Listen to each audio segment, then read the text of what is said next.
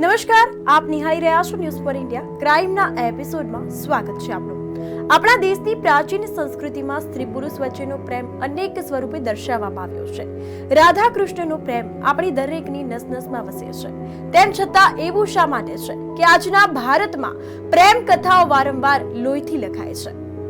પ્રેમ શોધવા માટે તેણે મરવું પડ્યું, તેથી તેણે એક છોકરીની હત્યા કરી અને તેનો ચહેરો આપ્યો। દરેક હત્યા પાછળ કોઈને કોઈ કારણ હોય છે, પરંતુ હત્યાની આ કહાની સાવ અલગ છે। જે વ્યક્તિની હત્યા કરવામાં આવી હતી તેને હત્યારા સાથે કોઈ લેવા દેવા નથી કે દૂરથી પણ કોઈ સંબંધ, તેમ છતાં તેની હત્યા કરવામાં આવી છે। હત્યા બાદ તેની ઓળખ પણ ભૂસાઈ જાય છે અને પછી આપણને એક નવી ઓળખ મળે છે, પરંતુ થોડા દિવસો પછી હત્યારાની શોધ પૂર્ણ થાય છે।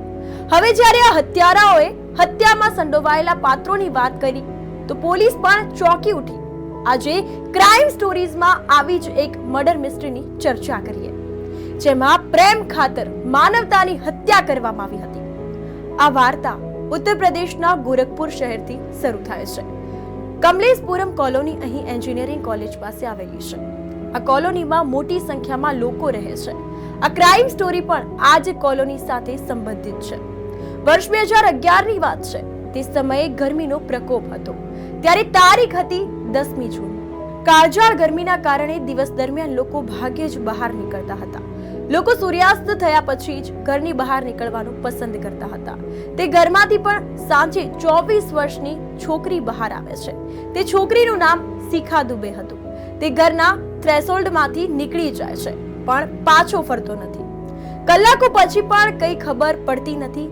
પરિવારના સભ્યો તેને શોધી રહ્યા છે, પરંતુ તે ઉપલબ્ધ નથી। પછી શંકાસ્પદ થતા તે છોકરાના ઘરે જાય છે। તેની સાથે તે લગ્ન કરવા માટે આગ્રહ કરતી હતી।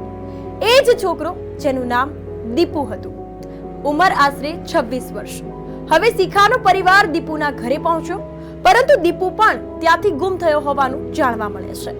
હવે પરિવારના સભ્યોએ પોલીસમાં ફરિયાદ કરી। દીકરીના ગુમ થવા પાછળ દીપુનો હાથ હોવાનો આરોપ લગાવ્યો। તેના ગુમ થયાના બીજા દિવસે એટલે કે 11 જૂન 2011ના રોજ શહેરના સિંઘાડિયા વિસ્તારમાં જંગલોમાં એક યુવતીની લાશ મળી આવી હતી।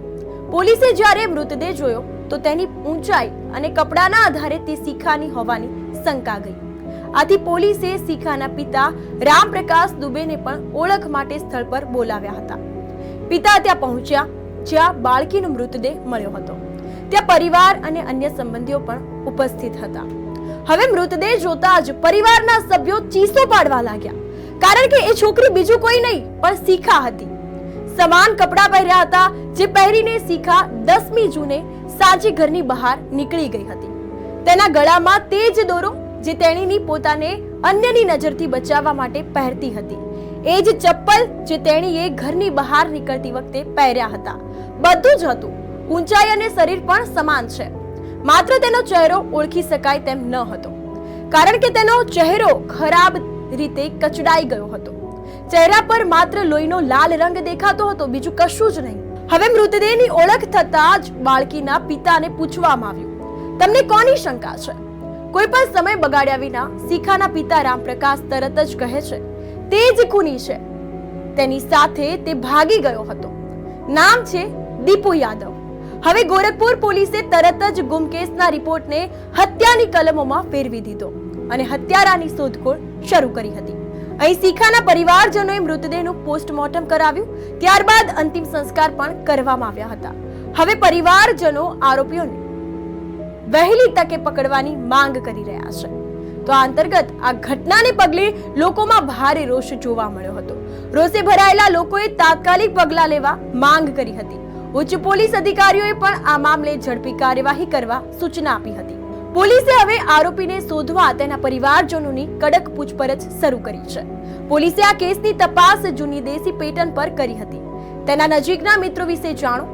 50થી વધુ મિત્રો અને પરિવારના સભ્યોની પૂછપરછ કર્યા બાદ આવા જ એક મિત્રની માહિતી મળી હતી, જેની પૂછપરછ કરતા પોલીસને ખબર પડી હતી કે દીપુ યુપીના સોનભદ્રમાં જ હોઈ શકે છે।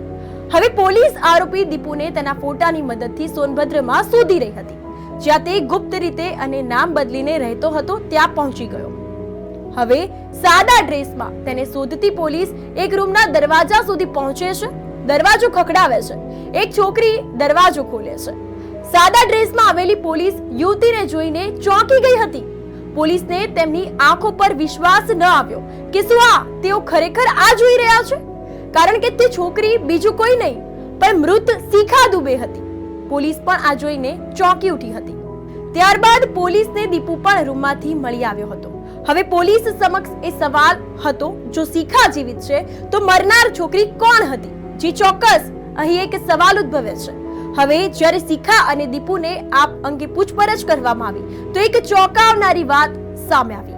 દીપુ અને શિખાએ જણાવ્યું કે આ ગુનામાં માત્ર તેઓ જ નહીં પરંતુ વધુ 2 મોટા પાત્રો સામેલ છે, જેમાં સૌથી મહત્વનો દીપુનો મિત્ર છે, જેનું નામ સુગ્રીવ છે, જે વ્યવસાય ટ્રાન્સપોર્ટનો વેપારી હતો.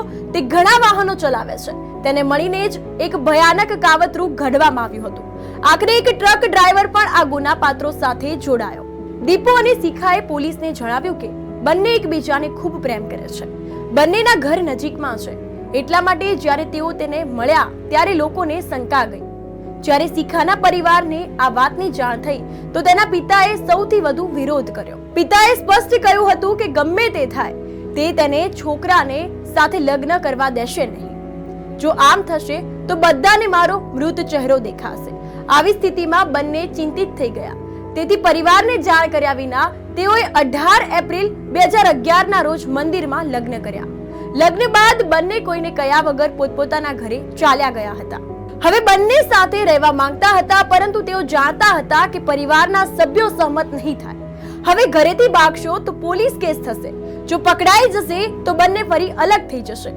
આવી સ્થિતિમાં ટ્રાન્સપોર્ટ બિઝનેસમેન સુગ્રીવે જણાવ્યું છે કે તે કામ માટે સોનભદ્ર આવે છે અને જાય છે. ત્યાં એક પરિણીત છોકરી છે. તેનું નામ પૂજા છે.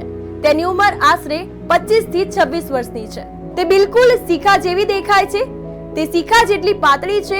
પૂજાની લંબાઈ પણ શિખા જેટલી જ છે. તેમને એક પુત્રી છે. પરિવાર એકદમ ગરીબ છે. દિવસમાં 2 ટાઈમ ભોજન મેળવવામાં ભાગ્યે જ સક્ષમ. તેથી જ એક વખત તે કામના સંબંધમાં મને મળી હતી. આવી સ્થિતિમાં અમે તેને કામના બાને ગોરખપુર બોલાવી શકીએ છીએ. પૂજાનું નામ આવતા જ તેમના મનમાં તેમના પ્રેમને પૂરો કરવા માટે એક ખતરનાક ષડયંત્ર રચાય છે. હવે સુગ્રીવના આગ્રહ પર પૂજા આ કામ માટે ગોરખપુર આવવા સંમત થાય છે. તેને 3000 રૂપિયા આપવાનું વચન આપવામાં આવે છે અને કેટલાક રૂપિયા એડવાન્સમાં પણ આપવામાં આવે છે. આ સ્થિતિમાં પૂજા રાજી થઈ ગઈ. તેણીની પરિવારમાંથી કોઈને બોલાવે છે અને તેની 3 વર્ષની પુત્રીને સંભાળ માટે તેમને સોંપે છે. હવે સુગ્રીવના આગ્રહ પર પૂજા કામ માટે ગોરખપુર આવવા સંમત થાય છે. તેને 3000 રૂપિયાનું વચન આપવામાં આવે છે અને કેટલાક રૂપિયા એડવાન્સમાં પણ આપવામાં આવે છે. આ સ્થિતિમાં પૂજા રાજી થઈ ગઈ. તેણીની પરિવારમાંથી કોઈને બોલાવે છે અને તેની 3 વર્ષની પુત્રીને સંભાળ માટે તેને સોંપે છે, જેથી કરીને ગરીબીમાં પણ તેની કમાણીથી ઘરનો ખર્ચો ઉઠાવવો સરળ બને.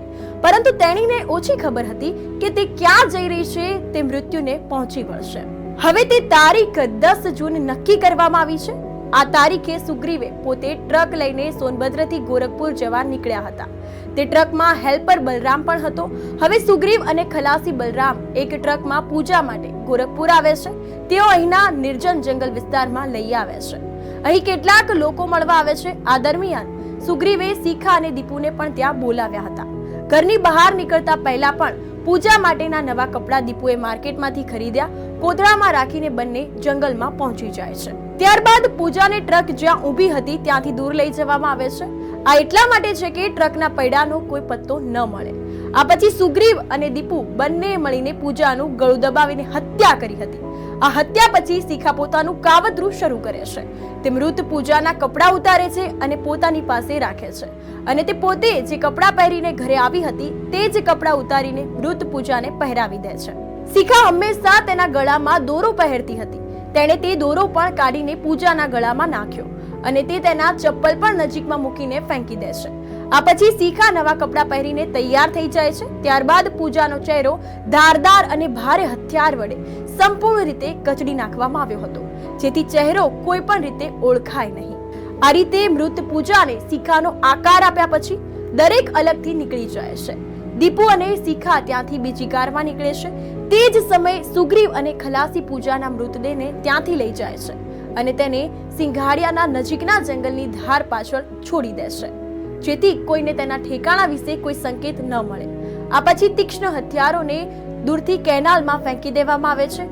આ પછી બંને ટ્રક લઈને નીકળી જાય છે. સુગ્રીવની સલાહ પર દીપુ અને શિખા સોનભદ્ર જાય છે અને તેમના નામ બદલીને ત્યાં રહેવા લાગે છે. આ સમગ્ર અંત મર્ડર કેસનો પોલીસે 21 જૂન 2011 ના રોજ ખુલાસો કર્યો હતો. જ્યારે શિખાને તેના પિતા સાથે પરિચય કરાવવામાં આવ્યો ત્યારે તેણે પહેલા તો વિશ્વાસ ન કર્યો.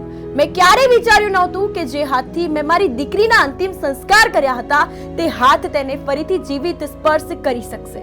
તેથી વિશ્વાસ કરવા માટે તેણે પહેલા શિખાના ચહેરાના તેના હાથથી સ્પર્શ કર્યો. આ દરમિયાન તેને સ્પર્શ કર્યા પછી મને સમજાયું કે તે ખરેખર શિખા હતી. પછી જ્યારે મને ખાતરી થઈ કે તે છોકરી શિખા એટલે કે મારી દીકરી છે, ત્યારે મેં પોલીસને કહ્યું તે મારી દીકરી છે પણ તે મારા માટે મરી ગઈ છે. જ્યારે તેણીએ દીપુ સાથે લગ્ન કરવાની વાત કરી હતી તે જ દિવસે તેણીનું મૃત્યુ થયું હતું. આ કેસમાં દીપુ, શિખા, સુગ્રીવ અને ખલાસી બલરામની પણ પોલીસે ધરપકડ કરી જેલમાં મોકલી દીધા હતા. પણ અફસોસ એ પૂજા જે પોતાની 3 વર્ષની માસૂમ દીકરીને ગરીબીમાં પાછળ છોડીને ગોરખપુર આવી હતી અને કોઈ પણ જાતની દુશ્મનાટ વગર મોતની નિંદ્રામાં સૂઈ ગઈ. દુઃખની વાત એ છે કે પ્રેમ મેળવવા માટે બે લોકો પોતાના બદલે માસૂમ પૂજાનું બલિદાન આપ્યું, જે પ્રેમને કારણે બંને બીજાના પરિવારને બરબાદ કરી નાખ્યો. બાદમાં તેઓ પોતે પણ લગ્ન જીવન જીવી શક્યા નહીં. જેલમાંથી જામીન પર બહાર આવ્યા બાદ બંને અલગ અલગ થઈ ગયા હતા. તો આ હતી આજની ગોરખપુરની ભયાનક ક્રાઇમ મિસ્ટ્રી. ભારતમાં આવી કેટલીક કથાઓ વારંવાર લોહીથી લખાતી હોય છે. આજની આ સ્ટોરીમાં દીપુ અને શિખાના પ્રેમનો ભોગ બની ગરીબીમાં જીવતી નિર્દોષ પૂજા. આવી કેટલીક ઘટનાઓ વારંવાર સામે આવતી હોય છે અને આવી ભારતમાં પ્રેમની કથાઓ વારંવાર લોહીથી લખાતી હોય છે. આવી ઘટનાઓથી જ ભારતીય નાગરિકનું માથું શર્મથી ઝૂકી જાય છે. આવી જ નવી ક્રાઇમ હિસ્ટ્રી સાથે ફરી મળીશું. ત્યાં સુધી આપ જોતા રહો ન્યૂઝ ફોર ઇન્ડિયા, ગુજરાતનું ગૌરવ. નમસ્કાર.